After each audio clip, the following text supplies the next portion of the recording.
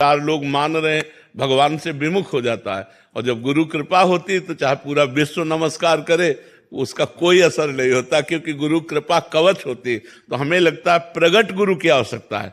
कुछ ना होने पर कोई अपराध गलती नहीं है और सेवा में लगे। निकलो बाहर जी, निकलो बाहर, निकलो गेट के बाहर निकलो।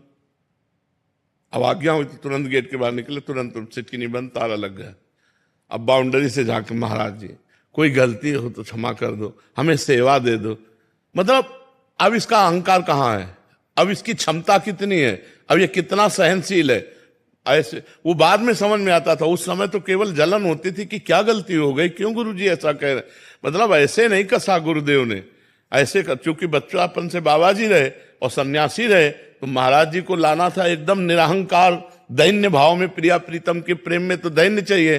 तो अहम ब्रह्मास्मि का कठोर हृदय और दासोहम में परिवर्तन करना सबसे कठिन बात होती है। ये तो केवल गुरुजी परिवर्तन कर पाए, ले तो ये परिवर्तन नहीं होला था, क्योंकि 20 वर्ष अहम ब्रह्मास्मि का चिंतन होना और फिर उसके बाद दासोहम में, बिल्कुल मतलब खिलाफ बात है उसका। हाँ, तो ये गुरु कृपा ही केवलम, गुरु कृपा है, मारा की धज्जियां उड़ा दी, बिल्कुल बिल्कुल धज्जियां उड़ा दी। गुरु महिमा है, गुरु कृपा ही केवलम, गुरु कृपा ही केवलम जी। महाराज जी, उसके बाद आपको कृपा का अनुभव हुआ?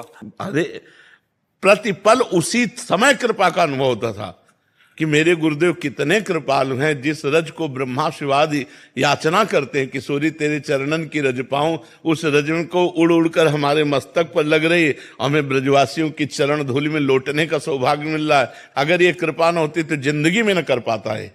जो सेवा करनी थी वो जिंदगी में न, और उसी सेवा ने हमारे हृदय को अहंकार रहित, हमारे हृदय को भगवत प्रेम के लायक